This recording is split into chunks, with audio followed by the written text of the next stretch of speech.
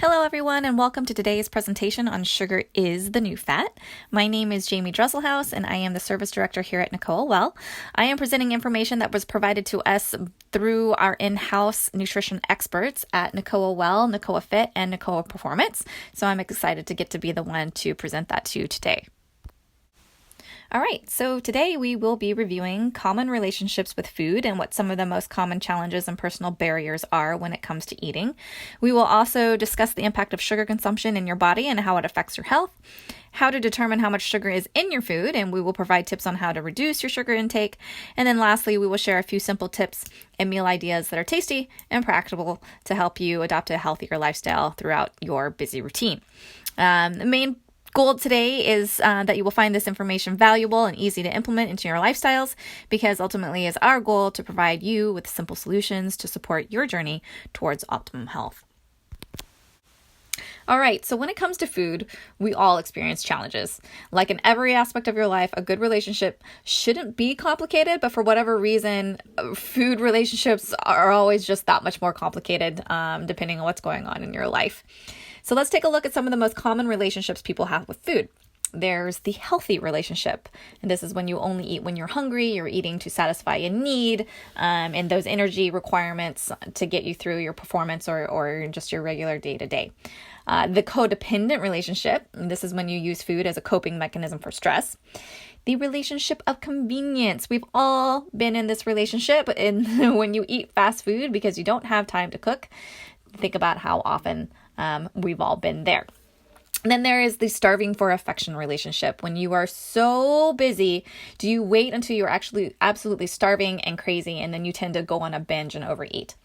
There's the crazy ex relationship. Do you ever feel out of control when you are eating? The toxic I need you relationship. This is when you are craving sugary foods all the time.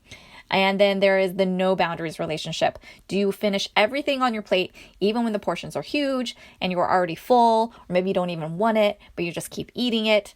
So spend a couple moments thinking about this. Ask yourself which of these food relationships you might be having. You might be going through multiple relationships in a span of a single week, depending on what's going on in your life. But ultimately, understanding the type of relationship you are having with your food is the key to making healthy changes. Okay, so now that you understand or have an inkling of how you might literally be bringing food to the table, we can talk about what's in your food and how it affects you. Speaking specifically about sugar, it is important to mention that today we are talking about simple or refined carbohydrates, i.e. sugars, and not complex carbohydrates. Carbohydrates in general are an important macronutrient that everyone needs to provide fuel and energy for their body to get through their day-to-day activities.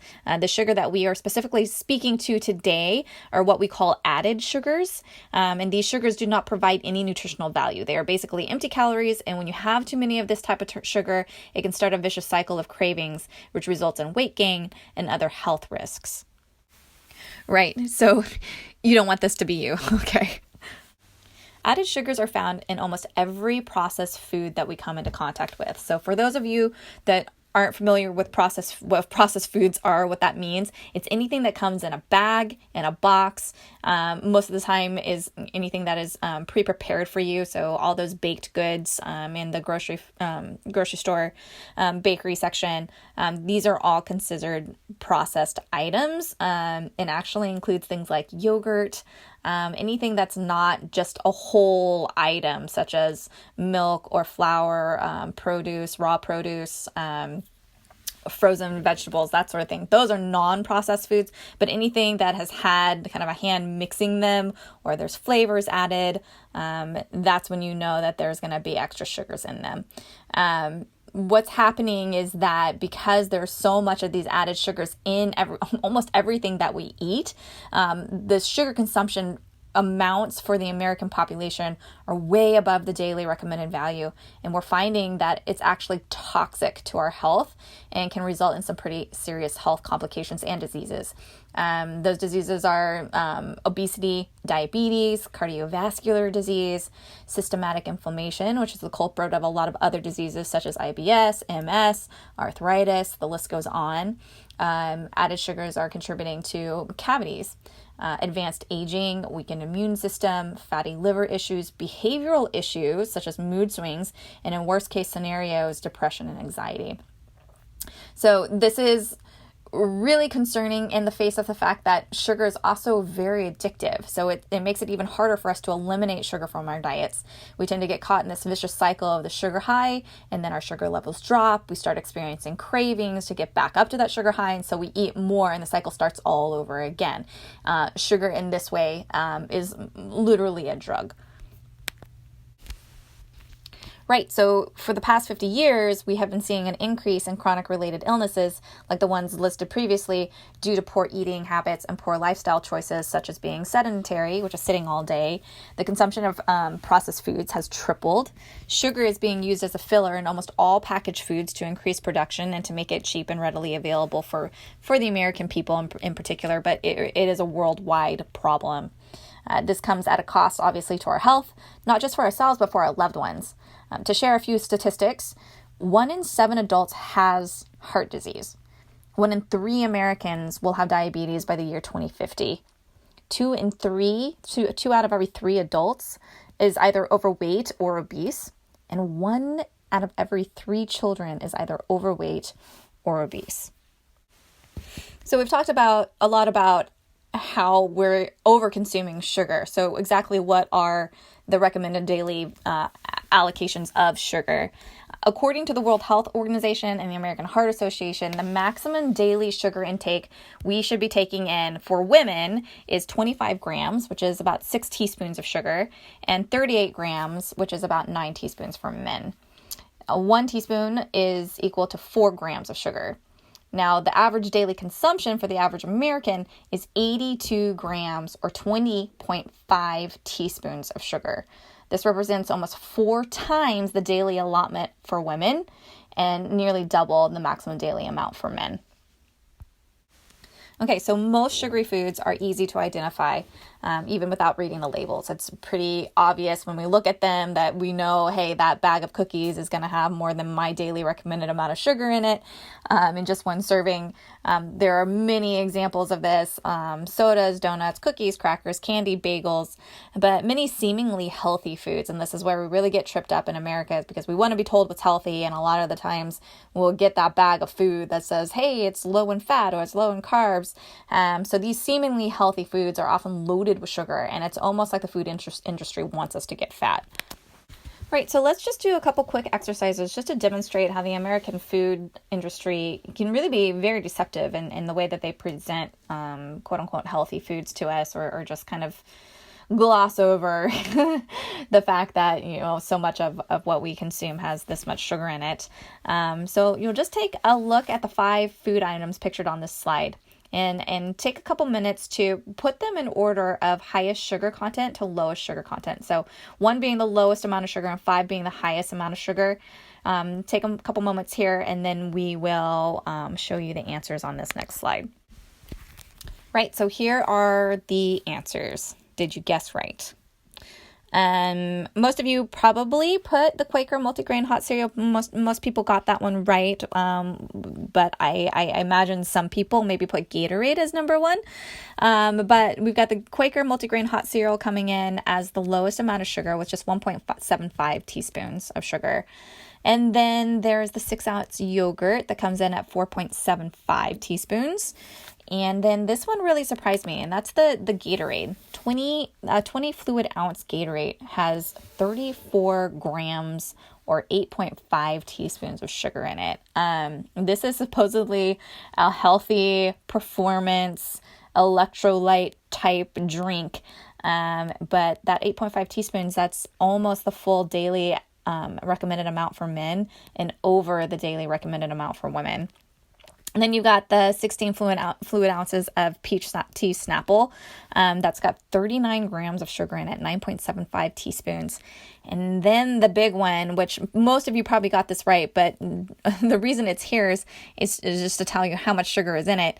A 13.7 fluid ounce Frappuccino is 46 grams of sugar. That's 11.5 teaspoons of sugar. And that's in a tall. So for those of you that don't speak Starbucks, a tall Frappuccino, that's a small. And that's more than double the daily recommended amount of sugar for women, and it exceeds the daily men's value by about 2 teaspoons. So obviously, as you can see, there are many foods that have sneaky sugar content. A lot of drinks like vitamin waters, juices, alcoholic drinks. These are really dangerous because they have large amounts of sugar in them. So it's important to take the time to read the labels. Other examples of sneaky sugary products, those low-fat sugars, low-fat yogurts with fruit. Those have 20 to 25 grams of sugar in them. Crackers in general, that's 10 grams per serving, and per serving is usually like 4 to 5 crackers. Condiments like ketchup, salad dressings, mayonnaise, 6 to 20 grams of sugar, and that's per serving. That's per dollop, like not like a whole plate of ketchup, but dollop of ketchup. Then you've got cereal, up to 20 grams, depending on what it is. Then again, we mentioned alcoholic drinks, 20 to 32 grams of sugar. That's in one drink. Granola bars, that's supposedly in a healthy snack, but that's got 8 grams of sugar in it. Enhanced waters, these are your electrolyte drinks, your Gatorades, etc., 10 to 12 grams. And then your beef jerky. That's a weird one, but beef jerky, especially teriyaki, it's going to have that sugar in the marinade. So that's 10 grams of sugar on average. Okay, so let's do another quick exercise. I like these exercises because I feel like they're really powerful. But how many of you drink 1 to 2 sodas a day? This is a big one. Most of us know that soda pop has a decent amount of sugar in it, right? Nobody's going to deny that. But if you're thinking I work out, so it balances out, or it's just 1 or 2 drinks out of the day, how much does it really affect me? Let's do the math real fast. Okay, so using Coke as an example and knowing that many sodas like Mountain Dew have even more sugar in them than Coke do, let's say you just drink 2 Cokes a day. 2 12-ounce Cokes or sodas in general, if we're generalizing this, is about 20 teaspoons of sugar, which is roughly equal to 80 grams of sugar. Right, that's daily, right? So 80 grams times 365 days equals 29,200 grams. Equals 64.3 pounds of sugar that you are eating per year. That's just from drinking soda. That doesn't include everything else that you eat throughout the day. If 64-ish plus pounds isn't conceptually tangible to you, let's just make a couple comparisons. 64 pounds-ish is about the size of a 6 to 8-year-old child. It's also what a keg of beer weighs. And for those of you dog lovers, it's the same weight as the average adult Dalmatian dog. So now a lot of you are probably going, wait, hold the phone. I exercise, which is great. I'm really glad that you do. But let's do the math on that. Okay, so if 1 gram of sugar equals 4 calories, and a teaspoon of sugar is 4 grams of sugar, then 4 times 4 is 16 calories in a teaspoon of sugar. Then 1 minute of running or equivalent will burn off about 10 calories. So it takes 1.5 minutes to burn off 4 grams of sugar. Okay. To burn off 2 Cokes a day for the year, that is 29,200 grams of sugar, right? So in calories, that's 116,800 calories that you've got to burn off. It would take 175,200 minutes, which is 2,920 hours a year, which breaks down to 8 hours a day of exercise or physical activity in order to burn off those 2 Cokes. Now ask yourself, how many hours a day are you exercising?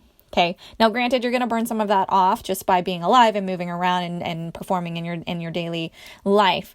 But based on a 2,000 calorie diet, 2 Cokes a day is nearly 15% of your daily caloric needs. And as we mentioned before, 2 Cokes a day is about 80 grams of sugar, which is well over, it's nearly double the daily recommended value of sugar intake. So as we mentioned before, sugar is in almost every single processed food that we come into contact with. When we are getting into reading labels, it's important to recognize the different names for sugar. So there are actually more than 56 names for sugar. And you might, read a label and you're like, hey, it doesn't say sugar, but there's actually sugar in there. So the top 5 sneaky sugar names that you might be eating without knowing it. The first one being high fructose corn syrup. Now, most of us know this one. We've heard a lot about it, but it's most commonly found in soda, candy, salad dressing, yogurt with flavoring, bread, frozen meals, juice, cereals, ice cream. So it's really important to read the labels and look for that HFCS or just high fructose corn syrup or just corn syrup. Then the next one sneaky name for sugar is maltodextrin. This is one that you're most commonly going to find it in uncooked products such as pasta, cereal, and then sometimes you'll see it in baked goods or soups, some of those sports drinks, and then meat substitutes, which is a major bummer for you vegans and vegetarians that are looking for those meat substitutes. So maltodextrin, and then dextrose, which is most commonly found in refined honey, corn syrup, cookies, pastries, pies, white bread, anything that Franz makes. Be on the lookout for dextrose. Then barley malt. Unfortunately, the big one that you're going to find this one is in those beers. So all your beer lovers, all you microbrew lovers, that barley malt's in there. So just be aware. And then weirdly enough, bouillon cubes. And then candy, cold meats like hot dogs, sausages, and salami. So those processed meats. And then gravy. So yeah, I don't know how many of you are buying canned gravy, but barley malt might be in there. So read the label. And then there's ethyl maltol. And this one is in wine. So you got the beer and the wine, those alcoholic drinks. I know it makes it harder to enjoy them, but then you're going to also be finding ethyl maltol in things like ice cream, again, in candy, chocolate, bread, canned foods. The list really goes on. If you would like a full list of all the different names of sugar, you can download the handout that's in the challenge tile associated with this presentation, or you can email our support team. It's support@nicolawell.com, and we'll give you that handout that goes along with this presentation. So be on the lookout. Those are the 5 top sneaky ones, but there are so many more. Okay, so why do we say sugar is the new fat? Just a few decades ago, we believed that the main cause of obesity was high-fat food. But now we understand that it's the sugar consumption. When sugar exceeds the recommended daily value, the body often cannot burn off that excess amount, and that what doesn't get used by the body then converts into fat. Excessive sugar consumption is the major contributor of weight gain as it converts to fat in our bodies. So if you're drinking 2 Cokes a day, 365 days a year, if it doesn't get burned off, those 116,800 calories converts into over 30 pounds of fat. Even if you're somehow exercising 8 hours a day to make up for those extra Cokes, that's still no guarantee that the sugar you consume will get burned off through physical activity, because sugar acts differently than other kinds of starches in the body. For example, only 50% of fructose gets burned as a carbohydrate and used by the body for energy. The remaining 50% is either converted into fat or sent to the liver to try to break down. And if the liver can't break it down, that's where you're running into these type 2 diabetes risks. And sugar addiction is a real thing. It's very addictive. It fuels every cell in your brain. So if you're drinking 2 sodas a day, you are most likely addicted. The process of eliminating sugar from your diet can be just as hard as coming off of hard drugs. There are even some studies like the 2008 Journal of Neuroscience supporting the theory that sugar leads to behavioral and neurochemical changes similar to the effects of opiate and narcotic drugs. So are you freaking out a little bit? The good news is that once you start eliminating sugar from your diet, the effects are almost immediate, and you'll have more energy, experience increased mental clarity, you'll have mood stability, clear skin, weight loss, and the risks for several of those big health risks go way down almost overnight. Okay, so getting into the meat of this presentation and really getting into what you can do about sugar. Our top suggestions and tips for reducing and eliminating processed and refined sugars from your diets are really to identify and choose healthy carbs like whole grains, oats, over the junky carbs like crackers, chips, pastries. Finding ways to use natural fruit or raw honey to sweeten your meals. Avoiding carbonated and sugaring drinks. This includes some sports drinks. You might add fruit to sparkling water as a healthy substitute, or just drink plain water. You can add fruit to plain water. If you're one of those people that's like plain water is boring, the more you drink it, the more your body will ask for it, and it really becomes just kind of a no-brainer way to stay healthy. And we'll talk a little bit more about water consumption here in a little bit. Then there's staying away from artificial sweeteners. We could do a whole separate presentation on aspartame and artificial sweeteners and the health risks associated with those. But in general, just staying away from things that say low sugar or low fat. Those usually have those sugar substitutes in them, and they're really not any better for you. Then you're looking at finding cooking substitutions. You can actually use unsweetened applesauce in place of sugar for baking. There's a lot of resources online to find kind of what those conversion tools are for using applesauce in place of sugar. Being careful with your condiments, not going overboard with the ketchup, barbecue sauce, spaghetti sauce. Salad dressing is the big one. It's just so easy to kind of slather your salad, and what was a healthy meal suddenly is not, because you've got it's just junked up with a bunch of salad dressing. So, choosing oil and vinegar for salad dressing instead of ranch or blue cheese, substituting spices to flavor your food over those really kind of sugar-heavy sauces. And then the big one is just take the time to read the labels. Knowing what's in your food gives you the power over your food. And just going back to that old adage that knowledge really is power, especially in this instance. And then, of course, if you don't buy it, you're not going to eat it. So don't shop when you're hungry. Make informed, non-hangry food buying choices. Eat a handful of nuts, eat an apple before you head into the grocery store, so that you don't end up grabbing those impulse buys off the shelf there, especially in the chip aisle. Okay, so I want to briefly talk about the role of hydration, both as a part of avoiding sugar, but also for overall health. The topic of hydration is really its own presentation. We could go into a completely different seminar just on hydration and the benefits and all of that. But briefly, the main benefit of water in this context and avoiding sugar is that drinking the right amount of water is going to help you avoid false hunger and sugar cravings. Okay, so we've all heard that drinking water is going to help you lose weight because it helps you feel full, etc.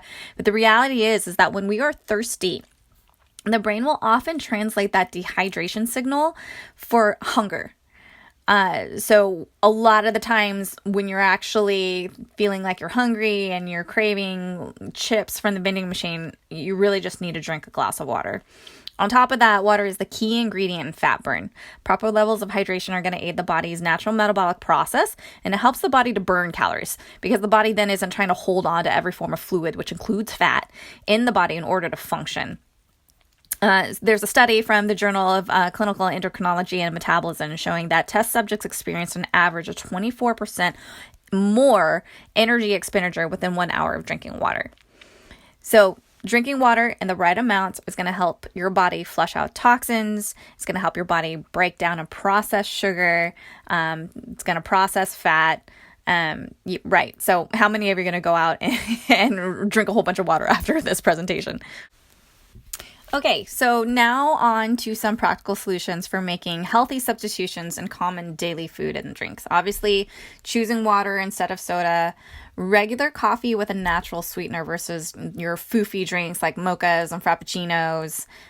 You can opt to make your own smoothie. Knowing what you're putting into your smoothie allows you to control the sugar content and the quality of the content going in versus buying it from somewhere like Jamba Juice, which is another one of those like fake healthy drinks. There's a ton of sugar in those Jamba Juice smoothies and not a whole lot of nutritional value.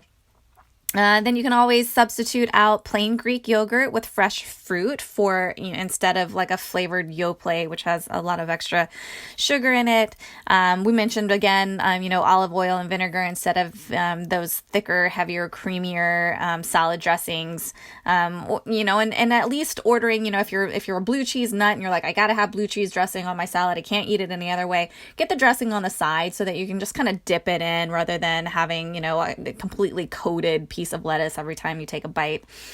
And then oatmeal instead of boxed cereal. There's so many benefits to oatmeal. That's another one. We could do an entire presentation on the benefits of oatmeal. You've all heard that it has value in reducing cholesterol. And I think the biggest kind of inhibiting factor of people eating oatmeal is that they feel like it's boring, and it's, there's so many ways to make oatmeal interesting. You can put bananas in it, honey, nuts, a little bit of brown sugar. We're talking about like not eating sugar, but a little bit of brown sugar, especially in the morning when your body's just getting kickstarted, it's going to use that up. Just a lot of ways to make it interesting. There's tons of Pinterest boards dedicated to making oatmeal interesting. So check those out, try it out. At the very least, it's going to be healthier than, your average boxed cereal. So there are a lot of places and ways to reduce the amount of sugar in everyday foods, as well as increasing the quality of nutrients that you are taking in. It's just a matter of getting creative and tinkering and figuring out what works with the way that you live. Obviously, eating healthy can be a challenge for busy people like you, but you don't have to overcomplicate your meals to eat better. You just have to make the right selections and choose better foods. So in these next few slides are just a few healthy meal ideas that are going to be full of nutrients, a good balance of macronutrients, which is your fats and your proteins and your good carbs and your fiber, and micronutrients, and those are your vitamins and your minerals as well as antioxidants. You can start to incorporate these into your day and see how you do. Just choose one thing and see how it works for you, and then maybe try something else or just add on. First up, we've got breakfast. You can go with a green smoothie with unsweetened almond milk, especially if you have a lactose issue. Almond milk is a great way to go. You've got steel cut oatmeal with berries and cinnamon. We're talking about making oatmeal interesting. That's just one of the many ways. Then there's the plain Greek yogurt with fruit and nuts. You can try flaxseed, chia seeds. I'm a big fan of chia seed overnight. You put the chia seeds overnight in a yogurt bowl, and it kind of fluffs up and makes a pudding. That's just really rich in protein. A great way to kickstart your body. And then there's the veggie omelet with sprouted toast. Lunch ideas: green salad with a lean protein, fish, chicken, turkey, tofu, and any added grains. You can add beans, lentils, and then again, just that healthy salad dressing if you're going to do one at all. Turkey burgers with sweet potatoes and fries or carrot sticks. Lettuce wraps are always a great lunch, and they're simple and easy to prepare and pack and bring to work with you. Burrito bowls, that's another easy one, as long as you're not going crazy with the sour cream and the cheese. But egg and avocado sandwich is probably one of my personal favorites. Just so much good things. I mean, we could probably do a presentation on all of these food items. All the benefits here. Then spaghetti with turkey meatballs. And then if you really want to make it even healthier, you can replace your regular spaghetti noodles with like a quinoa noodle or a whole grain noodle. You can even do zucchini noodles. There's grilled fish, turkey, and chicken breast with a side green salad for dinners. Stir fry veggies with noodles, and then you can add in any protein of choice. Just when you're doing stir fry, just being careful that you're not using too much cornstarch or going with a healthier oil there to heat the pan. And then there's one pot quinoa and chicken, or if you want to swap chicken out for a different protein, and with broccoli. All of these recipes you can find a gazillion variations and healthy varieties online, but we also have some in-house. So if you ever have any questions about recipes and tips, you can always just email us. We'll get you some ideas if you need them. Then for snacks, we're a big fan of hummus with raw veggies. Again, easy to pack and go. Veggies, you're getting all your vitamins and fiber, and then the hummus is that's just good. We really like it. Then homemade protein power balls. We actually have another video on our NACOA Fit and Nicola Performance side on how to make power bowls. So if you have questions about that, we can send you that link. And then we've got rice cakes or celery sticks with peanut butter, avocados and salsa on Ezekiel toast. If you don't know what Ezekiel toast is, or have never tried it, you can find it in most health food stores. It's super power packed, nutrient rich. It tastes really good. So that's definitely one to try out, just to satisfy your curiosity and see if that's something that you end up being hooked on. And then once you get to used to shopping and eating this way and for this type of food, it gets easier and more efficient. I will say there's a learning curve to eating healthy, especially when you're used to eating and shopping a certain way. But once you get into the routine, it just becomes as easy as anything else in your life. Like we said, just integrate one thing at a time, make it work for you. Sometimes all or nothing is the way to go. Sometimes you just have to make one small change. So maybe next time you can, just swap one of the things out in your lunch, see how you do. And again, if you ever need support, that's what we're here for at Nicole Well. Yeah, so the real trick is just to eat real food, unrefined, unprocessed food that doesn't come in a box, food that hasn't been messed with by a chemist, aim to eat food that you prepare at home, real food, whole food, raw fruits and vegetables, taking control of the food that you put in your body, knowing the ingredients, reading labels. If you are going to eat something that comes out of a bag or a box, reading those labels, making sure that you're sticking to those daily recommended sugar intake values, drink lots of water, stay active. And really just know that every small change that you make, it does add up over time. So pat yourself on the back, give yourself a gold star, make a chart. Every time you make a good decision, those things do add up and the cumulative effect is real. And the more that you do these healthy things for yourself, the more your body will start to adjust and actually, reject things that have too much sugar in them. And you'll realize that you don't need sugar to feel good. But we all slide down that slope where we end up at the bottom of a donut box. And in those cases, you just kind of dust off the powdered sugar and get up and try again the next day. But that's really, there's no real trick to this other than just making one good decision at a time. Yeah, so that's it for today. Thank you so much for listening in. If you ever have any questions for me or the nutrition experts at Nicola Well and Nicola Fit, if you would like a copy of this presentation for your review, you can always email us at support@nicolawell.com. We'll make sure that you get what you need. Ultimately, we just hope that you got some good takeaways today that you can integrate into your daily life. Our goal is to make sure that you get what you need to support your journey along the wellness path. So from all of us at Nicola Well, thank you again and be well.